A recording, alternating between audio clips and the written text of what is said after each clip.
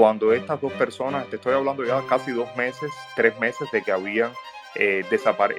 iniciado el caso y por supuesto habían desaparecido los pacientes de VIH, compañeros de la sala de mi hermana. La memoria stick, el fichero que ella le había puesto estaba corrupto.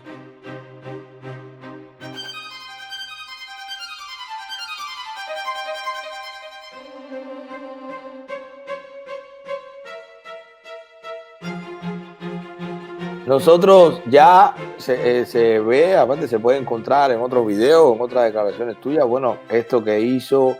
la tiranía en tu caso, lo que está pasando también con tu hermana en su condición, cómo utilizan eso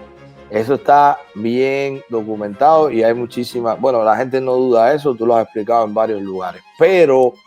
eso no significa que no existan otras personas que estén en la condición de ustedes y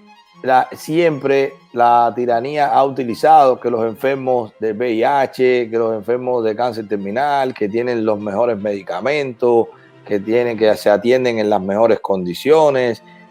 Al estar tú relacionado con ese tema, quisiera que tú nos aclararas eso bien por dentro, según tu testimonio, qué es lo que está pasando con los enfermos actuales de VIH en Cuba, que tienen acceso o no, tienen algún tipo de sugestión por cómo ellos piensan o no, no lo sé. Si nos puedes aclarar eso o dar tu testimonio hasta donde conozcas, ¿no? Sobre eso. Sí, mira, de hecho, las personas que consumen la prensa independiente sabrán de las continuas denuncias de tanto de prisioneros políticos como de pacientes de VIH que desarrollan SIDA tempranamente y se aquejan de no tener acceso a los medicamentos. Te voy a hablar particularmente de este tema y después, si quieres, también te puedo hablar del tema de cáncer, particularmente de cáncer de mama, que lo conozco perfectamente, porque hay un hecho y es que mi paciente oncológica está viva y continúa con calidad de vida, muy a pesar de todas las torturas que la dictadura cubana, a través de su brazo negro, que es la policía política, ha tratado de alguna manera de provocar, de acallar a mi hermana. Entonces, volviendo al tema del VIH, mira, nosotros de hecho, además de estos casos que han salido publicados en la prensa, incluso en Cibercuba constantemente, en Cubanet, uno de ellos ahora recientemente, que es un preso político, este señor que es VIH positivo del UNPACU, miembro del UNPACU, se ha quejado incluso a súplicas de pretender llegar al hospital de enfermedades tropicales Pedro Curí, al instituto, que es donde se atienden básicamente los pacientes de VIH en Cuba de manera central. Por cosas de mi profesión, yo he tenido relaciones e incluso he tutorado tesis de maestría en virología en esa institución, en el Instituto Pedro Curí. Párame el video ahí, George. Señores, como ustedes saben, en este canal hablamos de billete, de ahorro y de inversión, pero no con las emociones. Con las emociones nos expresamos, nos desbordamos, mucho corazón y mucho cariño para hacer estos videos. ¿Qué te pasa a ti? Exprésate en el canal, dale like, dale dislike, síguenos, no nos síguenos, borra los videos, compártelo, hasta repórtalo si te ofende, pero haz algo, ahorra el billete, pero no las emociones. Lo que llaman el IPK. El IPK, el Instituto Pedro Curí de Enfermedades Tropicales, y en adición he tenido la oportunidad a través de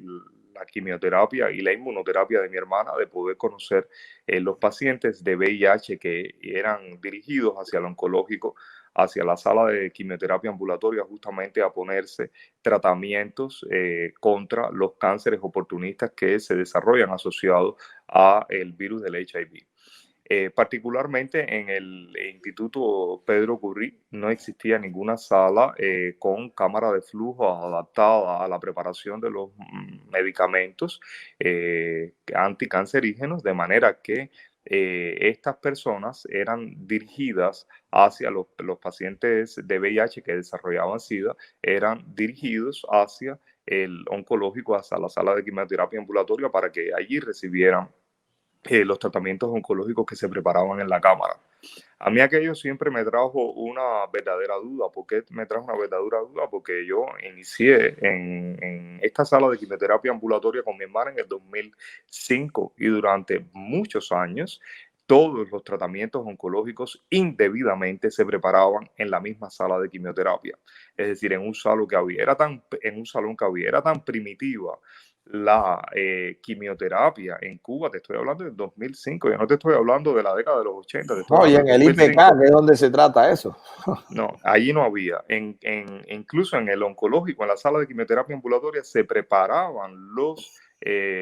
tratamientos allí mismo, en la sala de quimioterapia ambulatoria. De alguna manera, era en una cosa había algo positivo y en otra había algo negativo. Y era que las enfermeras tenían verdaderamente suficiente preparación desde el punto de vista bioquímico y básicamente de química analítica para poder preparar y saber conscientemente lo que le estaban poniendo a sus propios pacientes. De otra parte, era negativo porque no había una medida de seguridad para estas profesionales que preparaban ellas mismas los tratamientos para ponérselos a las pacientes. Entonces, me llamó la atención por qué entonces en el IPK no se podía hacer lo mismo que se hacía en el oncológico. Pero bueno, no importa. Saltemos ese punto y lleguemos a que con mi hermana, justamente en el año 2017, si no mal no recuerdo, porque te puedo decir que esto tomó un camino de oscuridad porque verdaderamente yo no estaba involucrado. Si hubiera estado involucrado, te aseguro que yo cojo al toro por los cuernos inmediatamente. Sucede que mi hermana empieza a notar que los compañeros de sala que ella tenía de quimioterapia ambulatoria, que eran pacientes de VIH que habían desarrollado estos cánceres oportunistas en fases iniciales de SIDA, empiezan a desaparecer de la sala. Y obviamente desaparecían porque algunos morían y otros fue negada su asistencia oncológica en esta sala. ¿Por qué fue negada la asistencia oncológica en el hospital oncológico? Porque el servicio de oncología, de quimioterapia ambulatoria, manifestaba que no tenía suficientes medicamentos para sus pacientes oncológicos que eran de su hospital inscritos en el INOR y que por consiguiente los pacientes del IPK deberían ser tratados en el IPK con los medicamentos comprados para esos pacientes en el IPK y no ocupar el espacio que no daba para más en la sala de quimioterapia ambulatoria de Elinor. Pero son pacientes. ¿Qué culpa tienen los pacientes? Muchos de ellos, soy absolutamente testigo, ellos con sus parejas y sus familiares generaron trifulcas ahí mismo en el oncológico y luego en el Ministerio de Salud Pública, básicamente por gusto.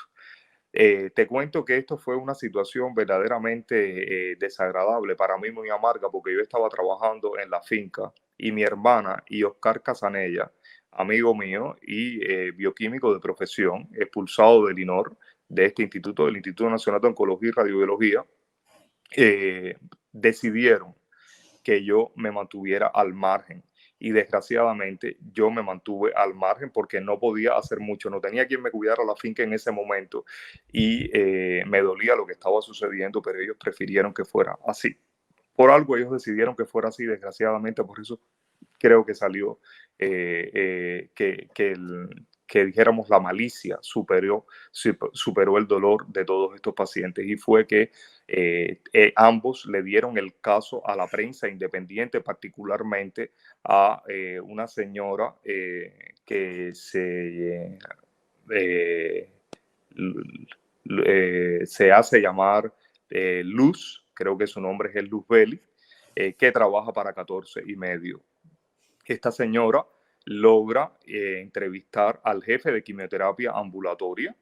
el doctor Elías, y este señor le dice que efectivamente no tienen los medicamentos para tratar a los pacientes de VIH, que ellos deberían ser tratados en el hospital donde están inscritos y no propiamente en el INOR, donde no dan abasto para poderlo hacer. Esta señora también adquiere una conversación grabada, todos estos testimonios grabados con el director, en aquel momento Pedro Pérez, el director del hospital Pedro Curi, donde le dice él que no es posible que sus pacientes de VIH, SIDA, no puedan ser tratados, que desarrollan cánceres, no puedan ser tratados en el INOR, que él es amigo del director del INOR, y entonces llama al director del INOR y el director del INOR le dice, no tenemos condiciones, la cámara de flujo de nosotros no da para eso y ellos tienen que irse al lugar donde están. Bueno, con toda esta información y muriéndose los pacientes, esta señora Luzbeli engañaba a mi hermana, paciente oncológica, enferma, que aún trabajaba en adición, a pesar de todas como profesora universitaria, y a Oscar Casanella, quienes llegaron incluso a montarle una guardia frente a su casa. Ellos dos. Pero a ver si entendí, la periodista que tu hermana Luzbeli. Ella, o sea, no actuó bien, o sea, estaba engañando Estaba engañando a mi hermana y estaba engañando a Oscar Casanella. Pero no, lo peor no era que estaba engañándolos a ellos, era que estaba encubriendo las muertes de los pacientes de VIH-Sida en el oncológico. Y la negación de su tratamiento. Una periodista de 14 y medio. Sí, como no, una periodista de 14 y medio. Cuando yo me entero que mi hermana y Oscar Casanella tenían que estar frente a la puerta de semejante espécimen, yo me insulto mucho en la finca y le digo a mi mamá que venga para la finca, cuidar la finca, que yo iba para La Habana, y mi mamá dice, no puedo ir para la finca, tengo que cuidar a tu hermana, no está en estos momentos bien, porque era siempre una cosa con la otra, y ya sabes, como le dejaban de poner el anticuerpo para que aquello generara en un problema mayor y demás. Entonces yo realmente me encabrité mucho y le dije a mi hermana y a Oscar Casanella, lo que ustedes tienen que hacer es dirigir una carta, como mismo nosotros hemos hecho a la dirección del gobierno, a la dirección del periódico 14 y medio, a su directora, exigiéndole que si no van a publicar las entrevistas y los testimonios, que al menos le den las grabaciones a ustedes, porque ustedes, Omara fue quien le dio el caso de lo que estaba ocurriendo, y ellos dijeron que los iban a cubrir. Bueno, pues ellos siguieron pacíficamente esperando por esta señora, por Luzbeli, quien le entrega una memory stick, supuestamente con la entrevista que iba a ser publicada el otro día en la madrugada.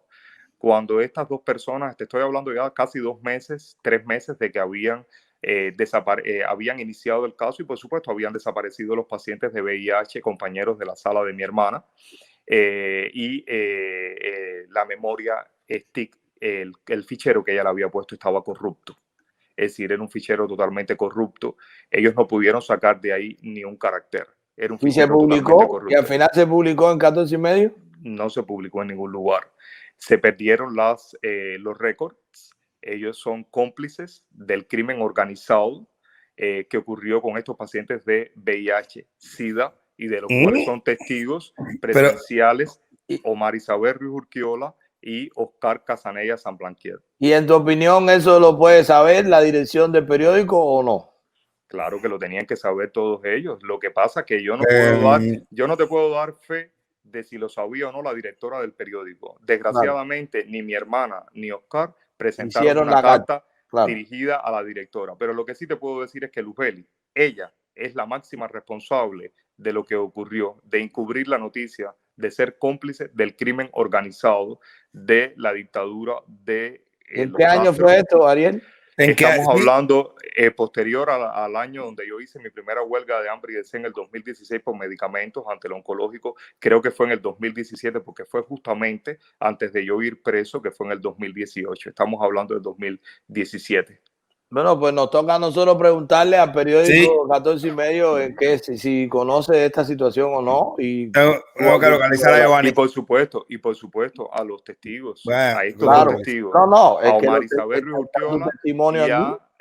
Oscar Casanella, que fueron los que hablaron directamente, que fueron los que hicieron guardia frente a la casa de la periodista Luz para que ella entregara la información, o al menos los audios, si no iba a dar curso a la noticia por la que estaban muriendo los pacientes de VIH con SIDA. Es una situación bastante grave de lo que estamos hablando, Ariel, porque es una complicidad de tapar una acción de una deficiencia en los servicios médicos que costó vidas. O sea,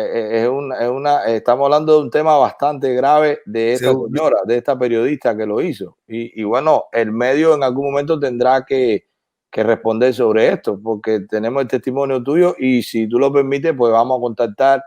a Giovanni. Y a tu hermana también, y bueno, si ellos están de acuerdo, y a tu amigo, porque fueron, como bien tú dices, los que estuvieron ahí en ese momento, aunque después tú tienes testimonio de ellos, pero lamentablemente no siguieron tu consejo de hacer la comunicación directa, pero estos temas tan delicados no expiran en el tiempo. Estos temas en cualquier momento se salen a la luz y hay una obligación, y más un periódico tan importante como 14 y medio, de responder y de dar su posición ante esto, si lo conocía, si no lo conocía. Habrá que ver si todavía esta periodista trabaja con ellos, habrá que ver qué vínculo todavía tiene, pero en aquel momento lo era, o al menos habló con tu hermana y con tu amigo a nombre de ellos, ¿no? Que como que era periodista de ellos en aquel momento. Entonces, nada, eso se quedará aquí como registro y nosotros vamos a continuar y vamos a investigar y vamos a ver qué pasó sobre eso. Lo que yo te puedo decir es que si yo llego a ver una Cuba democrática, de seguro interpondré un recurso legal en contra de esta señora, que creo que se llama Luz Beli, ella, porque Luz es como ella hace firmar sus artículos, y de seguro impondré una demanda contra ella, porque no solo soy paciente de VIH, he visto morir a personas con cánceres en ese hospital, que es la otra parte. He visto morir a muchos enfermos maltratados y de los cuales también tengo una responsabilidad. Tengo una responsabilidad que me va a perseguir por el resto de mi vida, que es haber visto cómo los maltrataban y haberme quedado callado la boca. Cuando me refiero al maltrato, no era un maltrato verbal, era un maltrato profesional del cual yo estaba de alguna manera contenido, porque yo evidentemente era un doctor, pero yo no era un médico de ese hospital. Yo no tenía derechos en esta Cuba bella de sol y playa. Yo no tenía derecho a poder inquirir en los tratamientos de estas otras personas, y lo más que yo podía hacer era hacer medicamentos por cuenta propia, que lo hice, como el dicloroacetato de sodio, y repartirlo gratuitamente a algunas de las pacientes, sobre todo que desarrollaban cáncer de mama y también otros carcinomas en pacientes que lograron prorrogar su vida. Con tremenda dificultad producía eso en el laboratorio donde trabajaba en la Universidad de La Habana, y luego en laboratorio también del Centro de Ingeniería Genética y Biotecnología, y en el laboratorio de química farmacéutica. En estos laboratorios, básicamente de una manera no legal del todo, porque eran espacios que me abrían jefes de laboratorios o investigadores para yo poderlo sintetizar. Sin embargo, no tenían, dijéramos, que el consenso completo de la dirección de la institución, y cuando ellos se enteraban que yo estaba produciendo eso, me echaban, como también sucedió en el laboratorio de antígenos sintéticos de la Universidad de La Habana, donde hubo un tiempo que lo pude hacer. Y durante años lo hice, durante años lo administré a varios pacientes, y tristemente podía ver cómo sus tratamientos oncológicos eran inadecuados, ya sea fuera desde el punto de vista de las normas internacionales y particularmente las americanas de oncología, del Instituto Nacional de Oncología de los Estados Unidos. O sea, a ese punto, disculpa, a ese punto es la deficiencia de ese régimen, que los profesionales, los médicos, los doctores, los científicos como tú, viendo la incapacidad del sistema de suplir, pues tienen que hacer las propias medicinas, hacer los tratamientos para administrárselo a los que ellos ven que están indefensos, que están desprotegidos, y que con tanta esta propaganda y doble moral y tanta verborrea ellos defienden de potencia médica, de que todos los recursos para ellos, de que la gente no tiene comida o no tiene otros recursos porque hay que comprar la medicina, y todo es la leche de los niños, el tratamiento de cáncer, el tratamiento de VIH, y resulta que con este testimonio tuyo a ellos se le está desbaratando una vez más toda esa propaganda, toda esa doctrina, y que gastan tanto dinero engañando al mundo y engañando a nosotros mismos, porque hay mucha gente dentro de Cuba que entienden que viven mal porque con su trabajo pagan los tratamientos de esas personas que tú estás demostrando aquí hoy, con fechas, con hospitales, con testimonios, de que no es así, que es un déficit terrible y que los científicos conscientes como tú, le duele eso y tienen que, digamos que hasta cierto punto ilegal, hacerlo los medicamentos o los tratamientos y administrarlos para no dejar desprotegido a esa gente. Hermano, de verdad, bueno, hablando entre las cosas que se está diciendo, hablando de déficit, hablando de tratamiento, hay preguntas que están en el chat. Alberto Bello dice,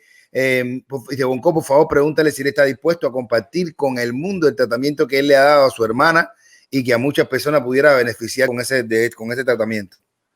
Bueno, de hecho, hay una presentación que yo hice en el canal de Eliezer Ávila, que es una presentación sobre el caso de mi hermana, donde yo expongo todas las iatrogenias, todas las violaciones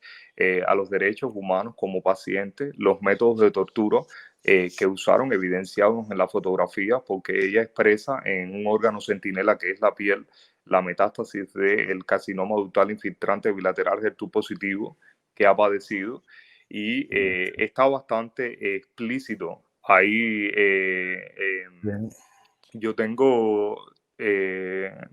no solo guardo en la memoria, tengo todavía